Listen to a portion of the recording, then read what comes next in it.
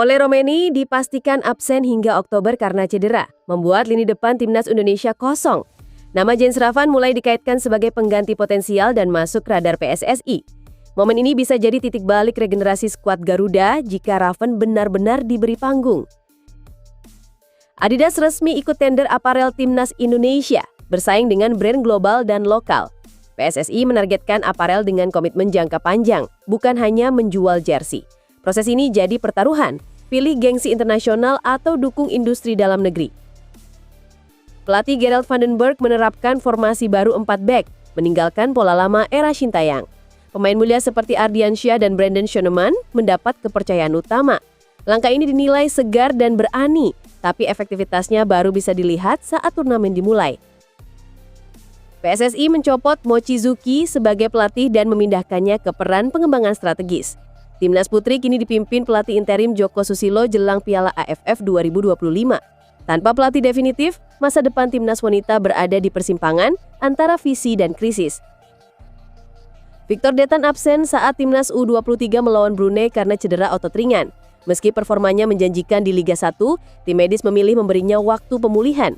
Situasi ini memperjelas pentingnya rotasi dan sistem monitoring cedera yang lebih akurat.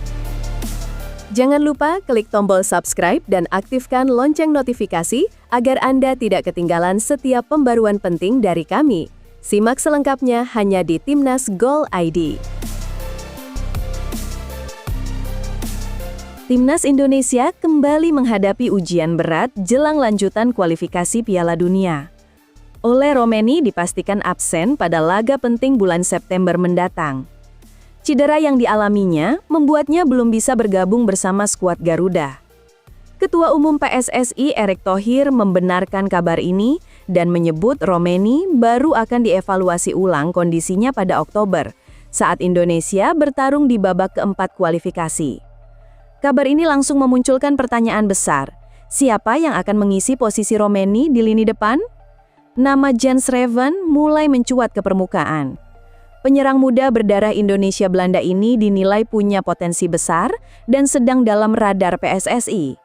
Meski demikian, Erick Thohir menegaskan bahwa keputusan akhir ada di tangan tim pelatih.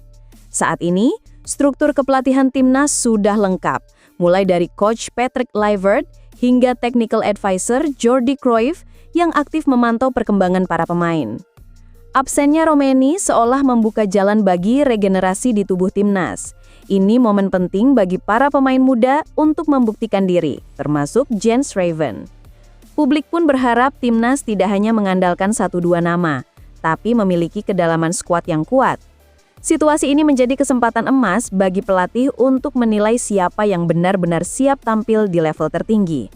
Artinya, setiap pemain harus selalu siap karena kesempatan bisa datang kapan saja. Secara kritis, kasus ini menunjukkan pentingnya pembinaan jangka panjang di sepak bola nasional. Ketika satu pemain absen, seharusnya tak ada kepanikan. Regenerasi tak bisa hanya bergantung pada naturalisasi, tapi harus disiapkan dari akar. PSSI dan tim pelatih kini punya pekerjaan besar, memastikan bahwa talenta muda seperti Jens Ravan diberi ruang tumbuh, bukan hanya jadi cadangan rencana darurat.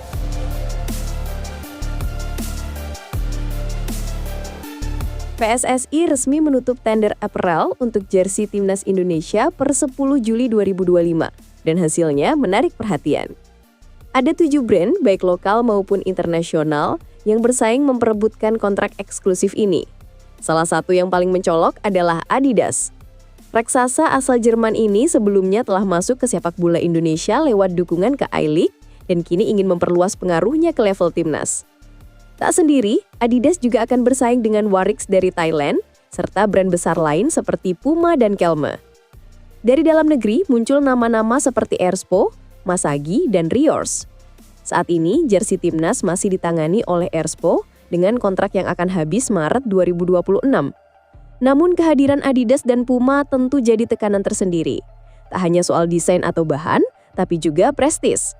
Apparel menjadi simbol visual timnas. Dan Erick Thohir tampak ingin memastikan Indonesia tak hanya kuat di lapangan, tapi juga tampil berkelas secara penampilan.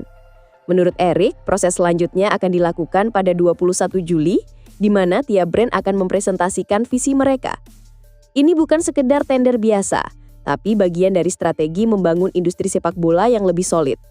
Erik menegaskan PSSI mencari partner yang punya komitmen jangka panjang, bukan hanya menjual jersey, tapi ikut membangun ekosistem industri olahraga di tanah air. Kualitas dan kebanggaan bangsa jadi pertimbangan utama. Secara kritis, langkah ini patut diapresiasi, tapi harus diiringi dengan transparansi. Jangan sampai pemilihan hanya didorong oleh nama besar tanpa mempertimbangkan dampak jangka panjang untuk industri lokal. Ini momen penting. Apakah PSSI akan memilih demi gengsi atau memberi ruang bagi brand lokal yang juga menunjukkan kapasitas?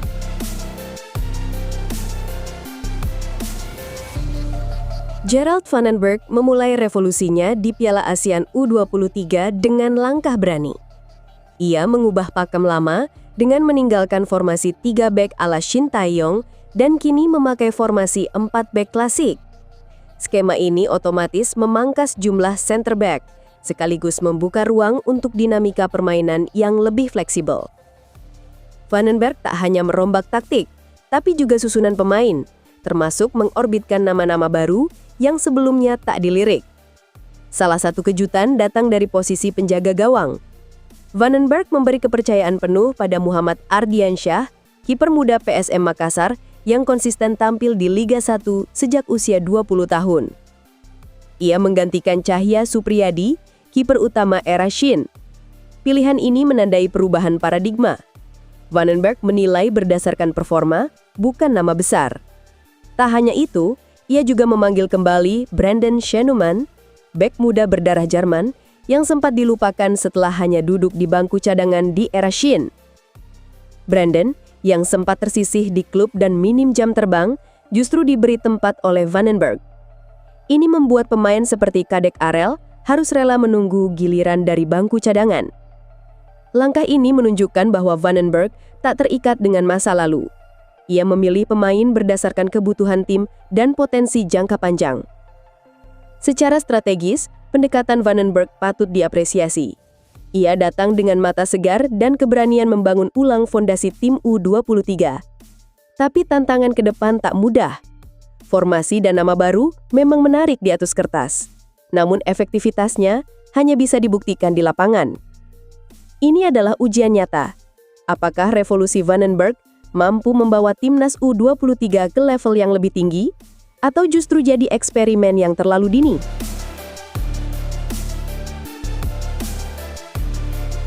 Keputusan besar datang dari PSSI. Satoru Mochizuki resmi dicopot dari jabatannya sebagai pelatih Timnas Putri Indonesia.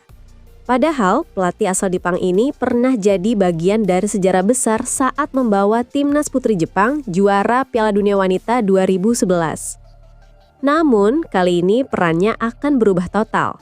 Ia tak lagi berada di pinggir lapangan, melainkan bekerja di balik layar sebagai bagian dari pengembangan sepak bola putri Indonesia. Menurut PSSI, Mochizuki akan menyusun roadmap dan strategi jangka panjang yang dinilai lebih sesuai dengan kapasitasnya saat ini. PSSI menunjuk Joko Susilo Sabana sebagai pelatih interim yang akan memimpin Timnas Putri di Piala AFF 2025 di Vietnam, yang berlangsung 6-19 Agustus mendatang. Penunjukan ini bersifat sementara karena PSSI belum menemukan sosok pelatih kepala definitif. Namun, satu hal sudah dipastikan, Mochizuki tidak akan kembali melatih timnas secara langsung, baik di Piala AFF maupun kompetisi berikutnya. PSSI menilai bahwa tugas mengembangkan sistem dari belakang layar lebih penting daripada hanya fokus ke turnamen jangka pendek. Yang menarik, arah kebijakan PSSI untuk sepak bola putri kini secara terbuka menyasar Jepang. Setelah sukses membawa pelatih Akira Higashiyama untuk tim U19, kini mereka mencari pelatih kepala senior dengan latar belakang Jepang pula. Bahkan, peluang Akira naik pangkat ke tim senior disebut sebagai opsi terbuka. Namun, PSSI menedaskan mereka tak ingin gegabah. Pengganti Mochizuki harus punya kredibilitas, pengalaman, dan visi jelas, karena beban menangani timnas senior dianggap sangat besar. Langkah ini menyisakan catatan penting. Di satu sisi, menjadikan Mochizuki sebagai arsitek pengembangan bisa jadi strategi jangka panjang yang cerdas. Tapi di sisi lain, pencopotan tanpa pengganti pasti menunjukkan belum matangnya manajemen timnas putri. Regenerasi pelatih tak boleh berjalan lambat jika ingin sepak bola putri berkembang. Jika ingin berkiblat ke Jepang, PSSI juga harus meniru sistem mereka yang disiplin, efisien, dan terencana.